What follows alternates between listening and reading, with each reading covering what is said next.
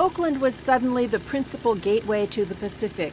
This is, after all, the airport described by Charles Lindbergh as the finest, most modern airport in the country.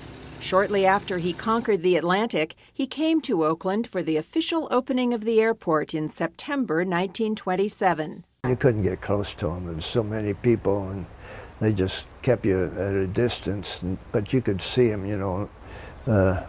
There he was, you know, getting out of his airplane, and it was quite an eventful day for Oakland. I was lucky enough to meet him at the Oakland Airport. It was when he was one of his trips there and at the grand opening of the airport.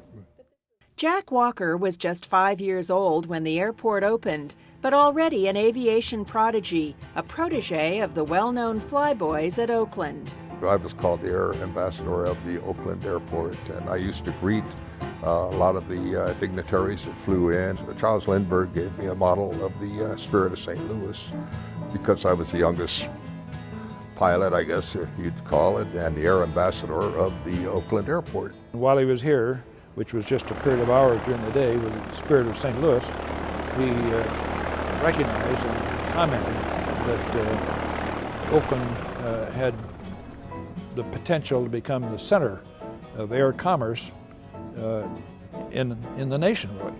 And he really was correct. You have Hagenberger and Maitland in June of 1927. You have Bronte and his partner going over in July. You have the Dole race in August. You have Lindbergh in September. I mean, that's like a grand slam, you know, and Oakland was just known at that point. Lindbergh's visit put the fledgling airfield on the national aviation map. Blessed by geography and climate, Oakland was soon one of the most important airports in the country. Boeing, Pacific Air Transport, and soon United Airlines were flying mail, cargo, and passengers in and out of Oakland. A rotating beacon and well-lit runways meant pilots could land safely at night. And Oakland had the first airport hotel and restaurant in the country, right next to the terminal. By then, this was the airport of choice for many famous pilots, among them two Australians, Charles Kingsford Smith and Charles Ulm, along with two Americans, radio man James Warner and navigator Harry Lyon Jr. They made the first flight all the way across the Pacific to Australia, leaving from Oakland. These were men with a vision. These were pioneers. They did it in the open cockpit of their aircraft, the Southern Cross. The trip, with stops in Hawaii and Fiji, took over 83 hours. Today, it would take just 14.